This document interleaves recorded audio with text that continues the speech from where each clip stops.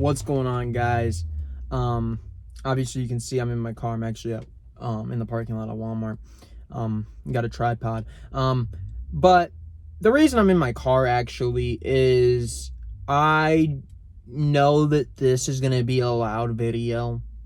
I'm not trying to get any complaints to my room in the dorms, but what we heard today was absolutely ridiculous. The press conference that the Chicago Bears held today on Wednesday, January 13th, was abysmal. They came out here, and instead of making sense, they just kept making the same mistake over and over again. I actually have some notes on what was said here. One thing that kind of pissed everybody off is, I think it was Kevin Fishbane asked Ryan Pace and Matt Nagy, hey, how much longer do you have on your contracts? How much longer are you going to be in Chicago? And then Ryan Pace sat there. He's like, you know what? Our job's the same as the players. We're here and we have to work till the end of our contract. We're not taking days off. He avoided the goddamn question. How much fucking longer do you have in Chicago? It shouldn't be some secret. I don't give a shit. You don't have to tell us how much you're fucking making. Tell me, hey, I got 3 more years here. That's all he asked. I don't know. I don't understand why things are so secretive with these fuckers. And then we asked Ted Phillips earlier in the day. We're like, did they get extensions? How much longer are they here? He said, you know what? As of right now, they haven't got an extension, but I'm not going to go into details about their contract. Motherfucker, just tell us the fucking timeline. You don't got to tell us how much he's making. How much longer do we have to put up with the same old shit? How much? How much can we take? Jeez. George McCask, this fucking guy, man. Oh my God. He made himself look like a complete dumbass today. All of Bears Twitter was on this guy's ass. Holy shit. So George McCaskey said earlier that Ted Phillips has no role in the football operations, but he is the one that does contract extensions for Ryan Pace and Matt Nagy. Correct me if I'm wrong. Matt Nagy and Ryan Pace are both daily parts of the football organization. Matt Nagy is literally the fucking guy that talks to all the players. How's that not part of the football operation? Ted Phillips has no role. Motherfucker, I'm willing to bet he has a big fucking role. If he's the one hiring these motherfuckers, oh my God. And they came on this fucking press conference, man. They came on to it all excited. Oh my God, we made the fucking playoffs. One of the fucking quotes they said is, nobody would have been able to come back from a 6-loss streak like we had. Motherfucker, that shouldn't be something that you're proud of. That should not be something that at the end of the year you're saying, you know what? We survived a 6-game losing streak. That's just not something you should be proud of. Just not something you should be proud of. Matter of fact, hey, guess what? We should have never went through the fucking losing streak in the first place. You want to sit there and act like we're a good football team. Motherfucker, you can talk about the quarterback all day you want. Putting Deshaun Watson in this system ain't going to fix anything. I know a lot of people want to say Deshaun Watson will fix it. I'd love Deshaun Watson to come to town. But the issue is much bigger. The issue's at the top. We got fucking idiots running this shit. It's ridiculous. Then we talk about Chuck Pagano. Thank God he's gone. Pagano, I don't care how great of a guy he is. I know he's had some health concerns. Go be Chuck Pagano the man. Don't go be Chuck Pagano the defensive coordinator, because that shit did not work for me. I'm happy that he's gone. I'm happy he's retired. I wish him the best of luck. Hopefully he has a very prosperous life. But in terms of being on the Chicago Bears, goodbye. Miserable season. How do you have Khalil Mack, Akeem Hicks, Jalen Johnson, you got Kyle Fuller, you got Eddie Jackson? How the fuck do you fuck that up? You run a zone defense. Robert Quinn, least productive season of his career. Why? You ran a fucking zone defense. You lost the touch. Go be with your family. We don't need you in Chicago. Whew. Then we have Matt Nagy. or no, it was actually Ryan Pace. He came on here in this interview, and he's out here giving these excuses. Oh, we're going to be better at our next QB search. Oh, this year we're proud of our guys because Khalil Mack played through injury. We know that. He's literally been on the injury report every week. That's not something that needs to be brought up in the postseason press conference. Nobody asked about Khalil Mack's status. They only asked, hey, does anybody have to get surgery? His response, well, Mack this whole season was injured. I don't get what's so secretive. Does the motherfucker have to have surgery? Answer the fucking questions. Refuse to answer the fucking contract situation. Pussyfooting around everything. Yesterday, you get all the reports. Oh, Hallis Hall is a very dangerous place today. Everybody seems like they're walking on eggshells. Obviously not. Obviously not. Then Matt Nagy's, I don't know where the fuck he got this shit from. They asked him, hey, how much of the last few weeks was it you calling the plays? His fucking smart ass says, everything over the last 7 weeks has been the exact same.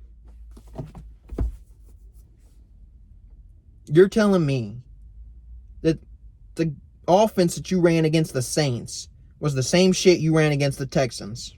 You're telling me that the offense you ran against the Saints is the same offense that you ran against the Vikings when you won.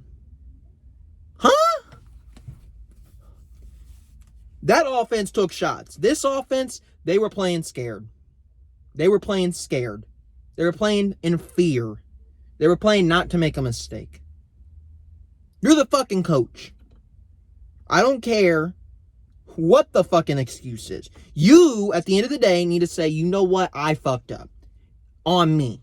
You want to sit there and you want to point fingers. You want to sit there, well, it's the quarterback situation. We have a rough quarterback situation. Guess what? Your quarterback, the one that everybody seems to hate on, you know who he's blamed it on?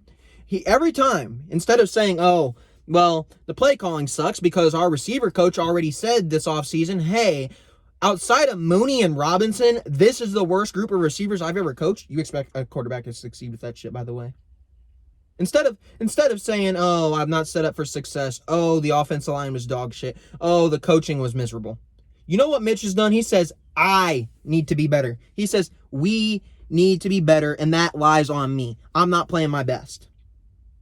Nagy, on the other hand, he refuses to take accountability for anything. I swear to God, he refuses. He refuses. I'll get into some other shit later. Because I got a bunch of tweets saved from a lot of the guys that were doing the Bears reports. I watched this thing live. I wanted to save it so I remember everything. I didn't want to write notes, whatever. But according to Ryan Pace, he says, we did talk with Allen Robinson throughout the year. Ultimately, I care about Allen and his focuses. Allen and I have a really good relationship. If you have this great relationship, why yesterday did Allen Robinson say, we've had 365 days to figure this thing out? So right now, anything is open. I'm open to anything. If you have this great relationship, then there wouldn't be this sense of, well, this might not be my play. This might not be for me. You have this great relationship. And on top of that, from what I've heard, we haven't been doing contract extension talks.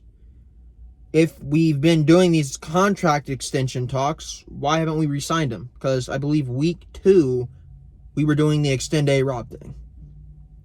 Why haven't we re-signed him? Because those talks haven't happened. And if they have, they've been lowball offers. That's simple. That's simple. These fucking people, man. These fucking people. They were a fucking disaster. Where am I? Which tweet do I want to go to next? Hold on a moment. I already talked about the 6-game streak. Everything's on the table. Oh, here we go. Here we go. After the Saints game. After the Saints game. To quote Mitchell Trubisky, there are still things that need to be changed. there are still a lot of areas that we need to grow on in order to build a championship culture. His words. Then we come today. Ted Phillips today says we have exactly the right football culture that teams strive for. What teams are striving to be this fucking culture? What teams? You think the Saints are jealous of you because you have Miller and Wims ejected because you're such a great football culture and your receiver coach said that it is the worst receiving core he's ever coached? You think teams are jealous of the fact that you were at once an elite defense, did not lose anybody outside of Adrian Amos and Prince Amukamara and Nick Kwiatkowski, who arguably shouldn't be that big of detriments to our team outside of Amos, and your defense falls to shit? People are jealous of that culture, and people want to have that culture. It's not a culture of... There was some other stupid shit he said. He said something along the lines of, it's not about... He's like, I forget what it was. Hold on. Where the fuck is it? Where the fuck is it? It was some stupid shit. Retaining the guys are the best route. No, the fuck it wasn't. Pat Fitzgerald was the best route. Oh, here we go. Actually, no, this isn't the one. This isn't the one. Here it is. When you sit back and you look at what makes a successful organization, besides wins and losses, it is the people that you have. Motherfucker, the people that you have aren't winners. That's the problem. That's the fucking issue. You look at Belichick. Belichick has been known to be not necessarily the friendliest of people. Tom Brady, not necessarily the kindest people. He can be. Is he necessarily going to be everybody's favorite? No. Some of the most successful people aren't technically the nicest of people. They're more so, you know what? I'm going to do me. I'm going to be selfish at times. I'm going to do what I need to do. I'm going to have an ego because that's how we win. Then you get into the Bears. You have all the fucking great people you want. It doesn't change the fact that you don't know what the fuck you're doing. You could have the nicest motherfucker on the team. It doesn't change the fact that they don't know what they're doing. That starts at the top. That starts with Ted Phillips. That starts with Matt Nagy. That starts with Ryan Pace.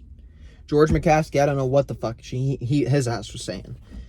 Oh, boy.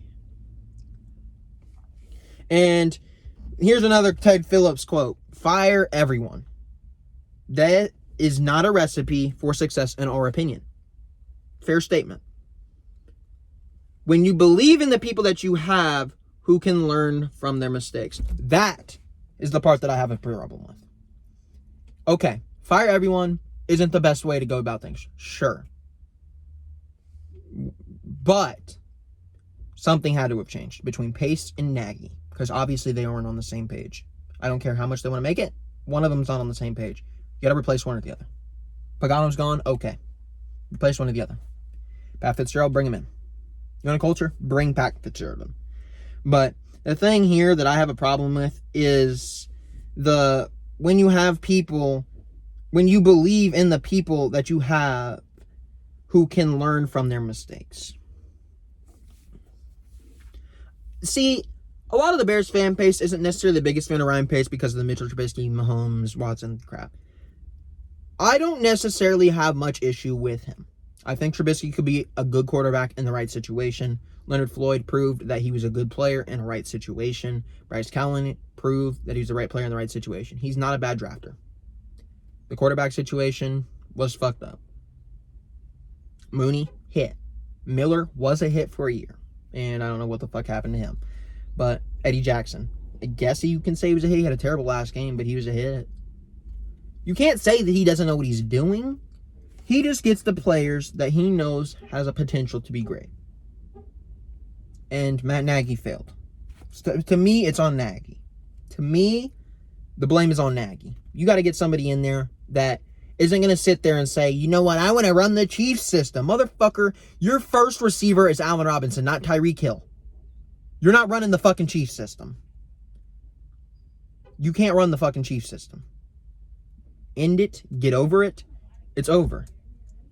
You got to run shit that works and that doesn't work. That fucking simple. What else do we got here? What else do we got here?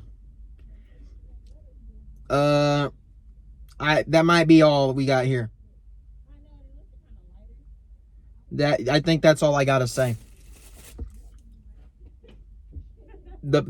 Today's press conference was abysmal, embarrassing, terrible. Any words that are negative to find, it was that. I'm about sick and tired of it. We need change, and it needs to start at the top. You can bring in whoever the fuck you want. It doesn't change the fact that Matt Nagy has got worse each year he's been on the team. It went from being 12-4 to 8-8 to 8-8, and this year's 8-8 was much worse than last year's 8-8. We made the playoffs this year. We didn't last year. I don't give a shit. It was embarrassing. It was terrible. Fix it. Get him out of here. And I'll be back later this week with what I think they should do with free agency and the draft and all that shit. But I had to get this out here, man. This was a bad day in Bears football.